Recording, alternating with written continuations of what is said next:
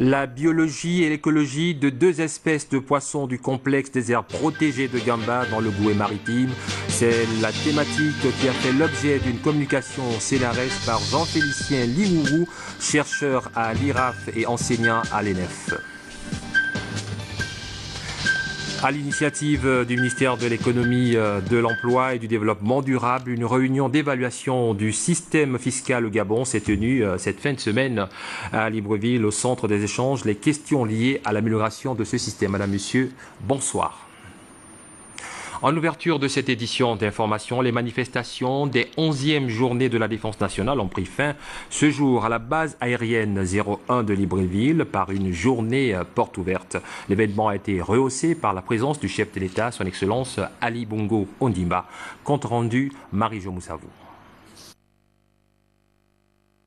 Il est 9h45 lorsque le chef de l'État, son Excellence Ali Bongo Ondimba, arrive sur le tarmac de la base aérienne 01 de Libreville, lieu de la manifestation finale de la journée portes ouvertes des Journées de la Défense nationale dans leur 11e édition. Trois grands moments ont marqué cette cérémonie grandeur nature: les honneurs militaires rendus au chef suprême des forces de défense et de sécurité en présence du Premier ministre, chef du gouvernement, du ministre de la Défense nationale et de plusieurs autres membres du gouvernement. Le corps diplomatique et les officiers de nos forces de défense et de sécurité n'étaient pas en marge de l'événement. Son Excellence Ali Bongo Ondimba a élevé au grade de grand officier de l'ordre de la Panthère Noire les officiers généraux Roux et Dende.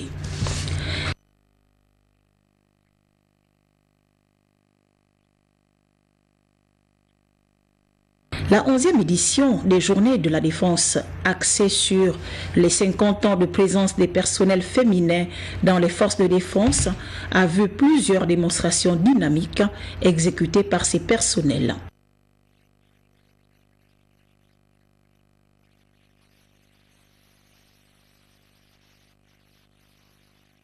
Il y avait également du sport lors de cette journée finale, comme le tir à la corde qui a conduit l'équipe des forces armées gabonaises à la victoire face à celle de la gendarmerie nationale. Le président de la République a ensuite visité le stand pilote du Prytanée militaire avant de prendre congé de ses hôtes. Voilà donc, comme toutes les autres éditions, les 11e journées de la Défense nationale ont tenu toutes leurs promesses, occasion pour les populations librevilloises d'apprendre et comprendre les métiers des forces de défense. Nous retrouvons Marie-Jo Moussavou. À l'occasion de cette journée portes ouvertes, le Premier ministre, chef du gouvernement, Raymond Dansima, a tenu à faire la visite de plusieurs stands dressés pour l'occasion. Lors de cette visite, le Premier ministre a mis l'accent sur le stand de l'armée de l'air où il a pu se substituer pour quelques minutes à un pilote de chasse. Pour cette édition, le ministère de la Défense nationale rend hommage au personnel féminin engagé depuis 1962 et qui fête cette année son cinquantenaire. Nous avons mis les femmes à l'honneur parce que c'est leur 50e anniversaire de présence dans les forces de défense. Ça signifie qu'il y a 50 ans, les premières femmes ont été recrutées dans les forces de défense, et quand même un demi-siècle et un âge mémorable, et il convenait quand même de marquer cela d'une pierre blanche, et c'était le souhait du chef de l'État que reconnaissance et hommage soient rendus aux femmes dans les forces de défense au terme de ces 50 années de présence. Un sentiment de grande satisfaction.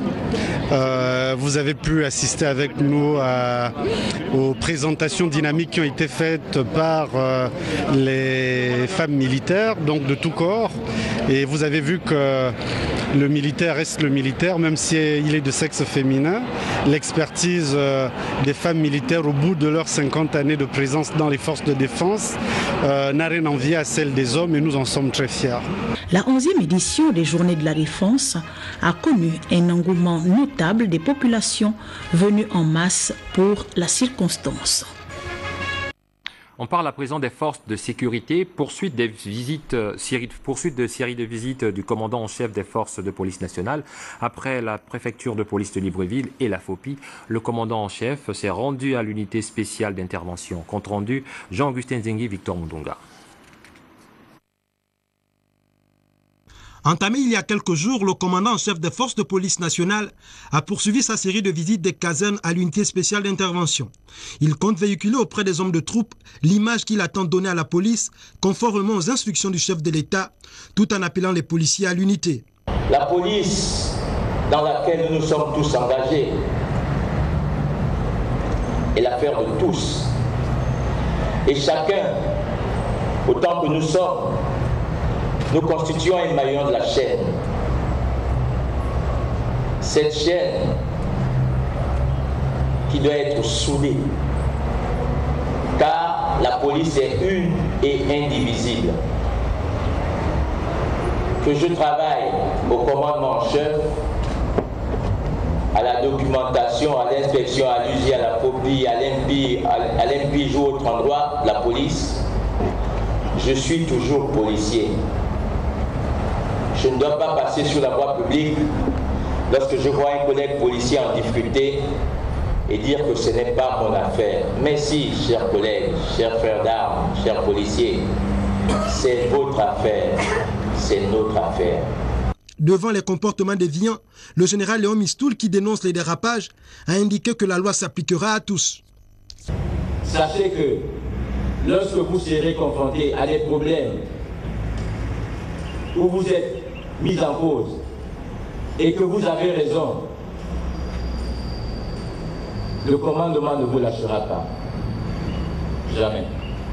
Mais si vous êtes confronté à des situations où vous êtes mis en cause et que vous avez tort, le commandement vous fera respecter, vous obligera d'aller devant le parquet pour que vous sachiez que la loi se respecte. Chers policiers, nul n'est au-dessus de la loi.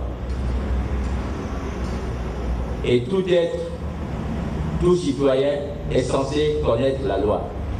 Une visite guidée des lieux a permis au commandant en chef des forces de police nationale de s'imprégner des conditions de travail des agents affectés à l'USI. Prochaine étape de sa visite, la Direction générale de la documentation et de l'immigration.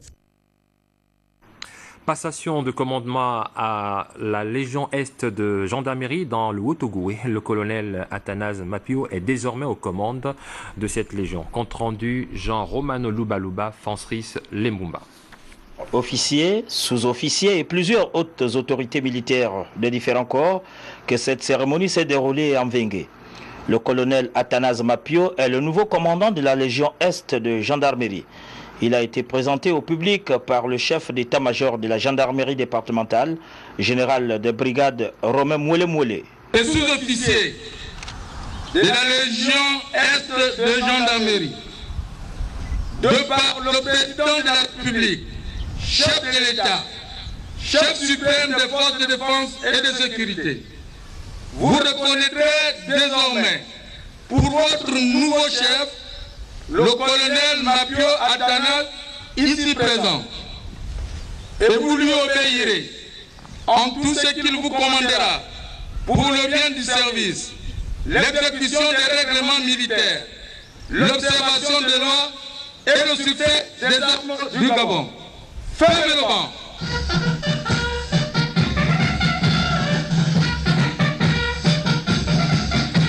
Rompu à la tâche, le colonel Mapio est doté d'une grande expérience. Il remplace à ce poste le colonel Patrice Onchaga Bengon, muté. Le premier est père d'une nombreuse famille. Pour lui faire allégeance, une parade militaire a été organisée en présence du gouverneur du Haut-Ogooué, Bertrand Moudunga, le préfet de l'Ampassa, Edouard Eloge Enyongo, et de plusieurs chefs de service de la commune de Franceville. Le passage des éléments venus de Mwanda et de la gendarmerie de Koulamoutou a mis un terme à cette cérémonie de passation de commandement.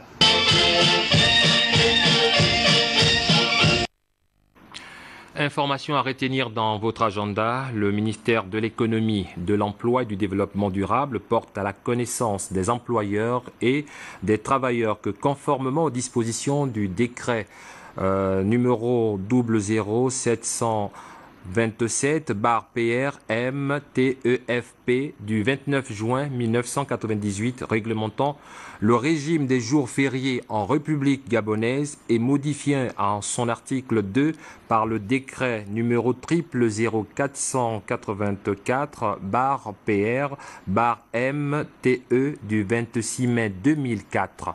La journée du mardi 17 avril 2012 marquant la journée nationale de la femme est déclarée fériée, chômée et récupérable sur toute l'étendue du territoire national.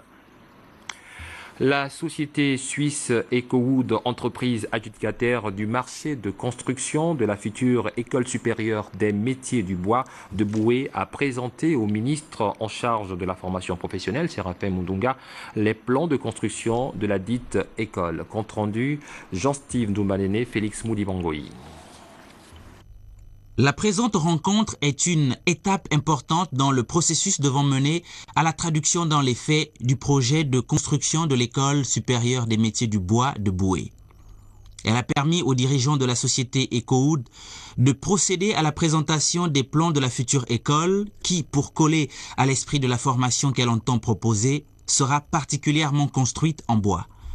Ce projet est l'une des mesures d'accompagnement de la décision prise par le chef de l'État de transformer désormais localement les grumes.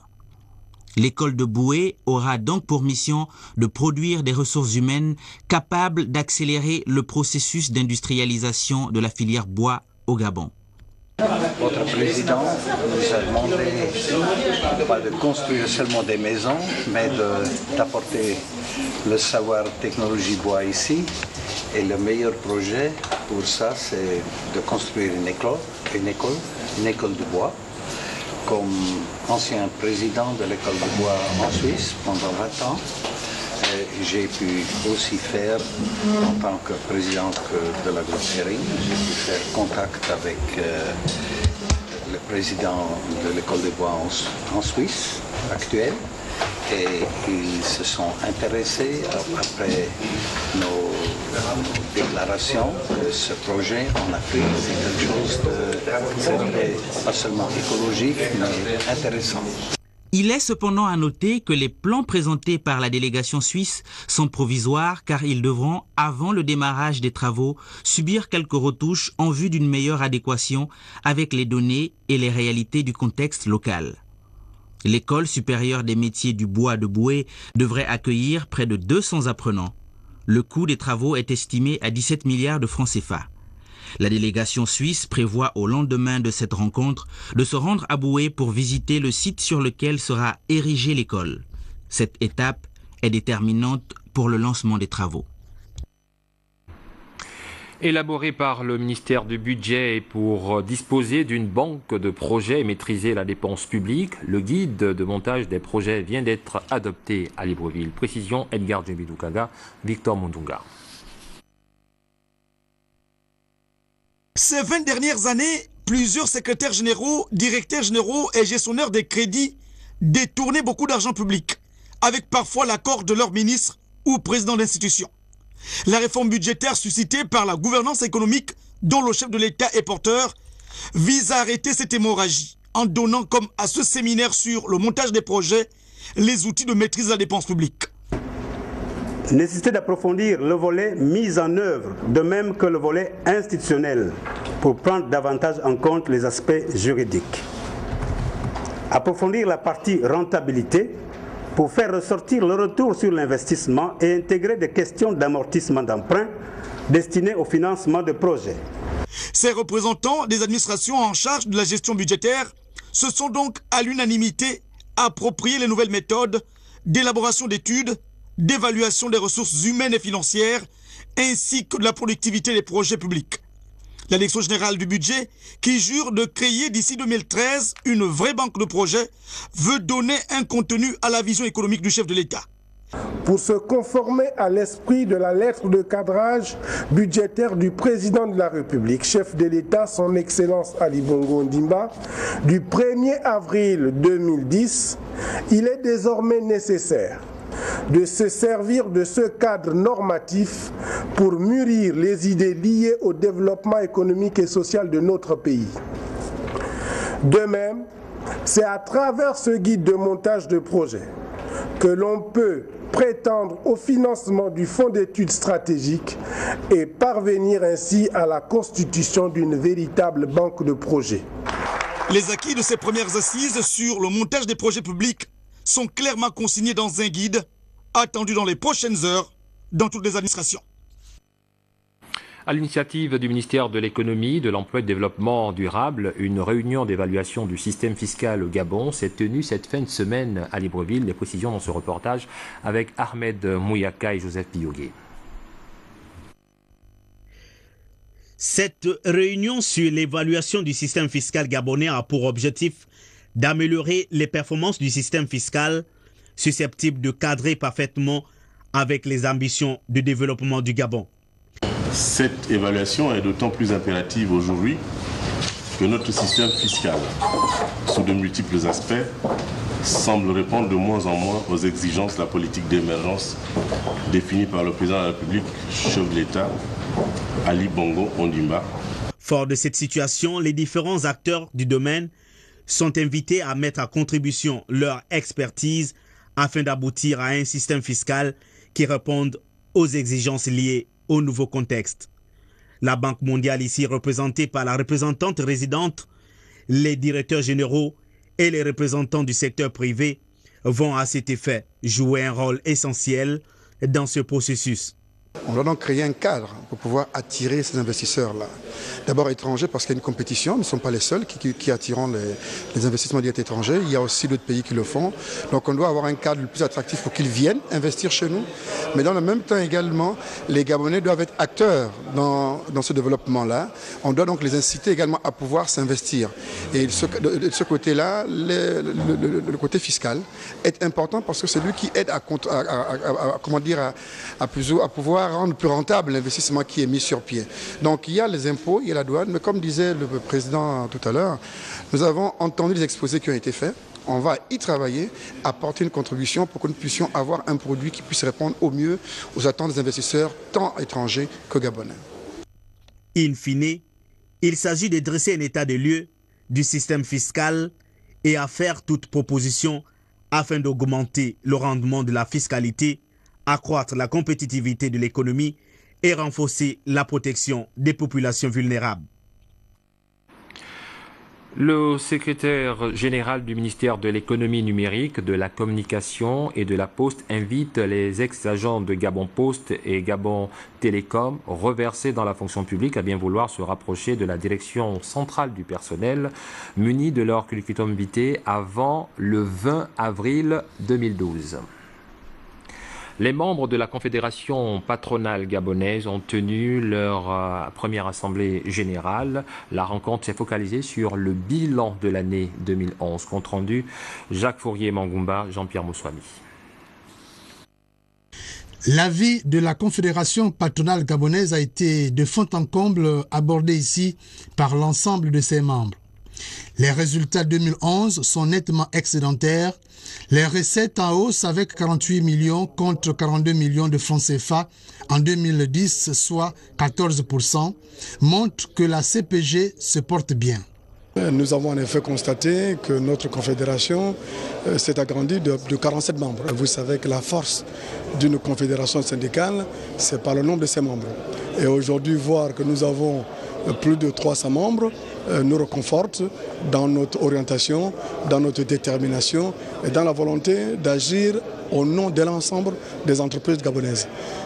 La CPG salue la déclaration de politique générale du Premier ministre qui a mis l'accent sur les PME-PMI. Dans le cadre de la déclaration de politique générale du chef du gouvernement, il est parlé de la problématique des PME. Nous avons toujours dit, toujours souhaité que les acteurs gabonais puissent vraiment être partie prenante et qui ne soient pas spectateurs au niveau du développement de leur économie. Donc voir que le Premier ministre s'intéresse aux PME et met, je dirais, une place de choix dans son programme de politique générale, c'est tout à fait à son honneur. Et nous, au niveau de la Confédération patronale gabonaise, nous nous réjouissons de la place que les PME gabonaises doivent dorénavant avoir auprès de notre confédération. Dans le cadre des réformes initiées cette année, la Confédération patronale gabonaise entend revoir son organisation, créer une université et avoir un siège digne de ce nom. Pour sa part, l'Agence de normalisation du transfert de technologie a organisé récemment un atelier d'information sur l'importance de la métrologie dans l'entreprise. Compte rendu, Marie-Jo Ndombi. Cet atelier de sensibilisation organisé à l'intention de certaines PME gabonaises répond à une préoccupation de l'Agence de normalisation du transfert de technologie. L'ANTT s'est inscrite avec les autres États de la CEMAC dans un processus qui va permettre aux entreprises de la sous-région d'améliorer leur production en faisant appel à des services d'étalonnage reconnus sur le plan international. La métrologie, c'est la science de la mesure. C'est définir quelle est la qualité au niveau de la mesure.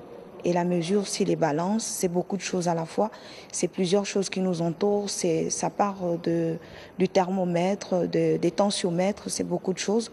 C'est tout ce qu'il y a dans la vie courante. Donc lorsque nous allons au marché, nous voudrons nous assurer que ce que nous payons correspond à la quantité que le marchand nous a vendue. Et l'objectif de l'atelier que nous organisons aujourd'hui, effectivement, c'est de sensibiliser nos entreprises au niveau national sur l'importance de la métrologie. Parce qu'aujourd'hui, nous sommes inscrits dans le commerce régional et international. Il est question que nous soyons outillés, donc avec suffisamment de capacités pour répondre aux besoins internationaux. Les chefs d'usine et responsables qualité des entreprises ayant recours à la métrologie ont bénéficié de cette formation. Et nous sommes là pour dire aux entreprises de commencer à intégrer effectivement cette métrologie au sein de l'activité de chaque jour. Le seuil dépend de ce que nous voulons conditionner. Vous savez, quand vous prenez une bouteille d'eau de 0,5 litres, ça n'a pas le même seuil qu'une bouteille d'eau de 1,5 litre. Donc ça dépend de la mesure qu'on veut faire et la quantité que nous voulons avoir. Il y a des équipements qui existent par rapport à ça pour faire l'étalonnage.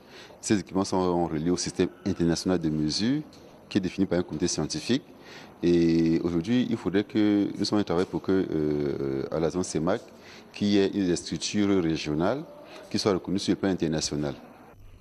C'est dans ce cadre que le laboratoire des bâtiments et des travaux publics du Gabon, une structure de référence dans notre pays, a ouvert ses portes à l'expert. Il nous arrive d'aller faire des mesurages dans d'autres laboratoires dans le domaine du BTP. Nous avons donc pu nous acquérir de certains instruments de mesure qui nous permettent d'aller étalonner des appareils dans les différents laboratoires du bâtiment des travaux publics au Gabon. Rappelons qu'après le Gabon, l'expert de la CEMAC se rendra au Congo-Brazzaville. Voilà, donc nous l'avons dit, la biologie et l'écologie de deux espèces de poissons du complexe des aires protégées de Gamba dans le Goué-Maritime. C'est la thématique qui a fait l'objet d'une communication au CNRS par Jean-Félicien Liwoubou, chercheur à l'IRAF et enseignant à l'ENEF. Nous retrouvons Marie-Josée Ndombi. Cette étude présentée par notre compatriote rentre dans le cadre de la conservation et de la valorisation des ressources halieutiques de notre pays, qui regorge d'un potentiel énorme, estimé à plus de 10 000 tonnes dans les eaux douces et 100 000 tonnes dans les eaux marines. Au terme de 2 années de recherche, Jean-Félicien Liwoubou apporte des informations scientifiques sur la bioécologie de ces deux espèces de Yara, dont l'une dans la Rembo Bongo et l'autre dans la Basse Nyanga. Mon objectif d'abord, dans un premier temps, c'est de pouvoir collecter les données afin de pouvoir entreprendre dans l'avenir des travaux de recherche sur la domestication de cette espèce, qui a un intérêt extrêmement important pour le Gabonais puisqu'il est très prisé. Ensuite, je souhaiterais que ces données servent également à la conservation de cette espèce, puisqu'on a été démontré que cette espèce est très prisée, donc souvent l'objet de capture énorme dans nos pêcheries. Et puis un troisième aspect qu'on pourrait dire, c'est tout ce qui est connaissance scientifique. Il faudrait qu'on sache ce que nos eaux regorgent, ce que nos cours d'eau regorgent. Ce travail scientifique a été rendu possible grâce au concours des sociétés Smithsonian et Shell Gabon. Shell Gabon s'est toujours intéressé à la recherche. Vous savez, Et on dit clairement qu'aujourd'hui, il est important d'encourager les jeunes chercheurs. Et le cas de Jean Félicien, chez Gabon, effectivement, a contribué à ces travaux sur le Yara, qui est vendu aujourd'hui sur le marché à 5 000 francs. Le commissaire général du CNRS n'a pas caché sa satisfaction sur ce partenariat agissant entre les secteurs publics et privés. Le vœu que je formule, c'est que Shell ne lâche pas prise, que Shell continue de soutenir l'IRAF et les chercheurs du CNRS de façon plus globale. Et j'ai aussi envie de dire au nom du ministre que nous avons là une application réussie des partenariats publics-privés sans lesquels aucune recherche n'est possible. Ce travail exceptionnel a été réalisé sous la direction scientifique du docteur Jean-Paul Mbega. Le président de la Commission électorale nationale autonome et permanente informe les candidats aux élections partielles du 5 mai 2012 que les spécimens des bulletins de vote sont disponibles pour validation au siège de la CENAP 6 à la villa numéro 2 de la Cité de la Démocratie du lundi 16 au mardi 17 avril 2012 de 9h30 à 15h. La collecte des ordures ménagères est un dossier transversal qui implique plusieurs administrations selon le directeur général de l'environnement. Il importe donc que chacun joue sa partition pour que tout se passe comme il se doit. Explication Biro Mikala, Joseph Yogué. Il s'agit de parler du problème de l'insalubrité de la ville de Libreville. La mairie de Libreville et Sovog sont automatiquement mis au banc des accusés sous prétexte qu'ils ne jouent pas convenablement leur rôle, oubliant que c'est un dossier qui revêt un caractère transversal, autrement dit un sujet impliquant plusieurs acteurs. Malheureusement, chacun d'eux ne joue pas sa partition. D'où les manquements constatés régulièrement dans la collecte des ordures ménagères. La convention signée entre l'État gabonais, la mairie de Libreville d'une part et la société Sovog d'autre part est claire.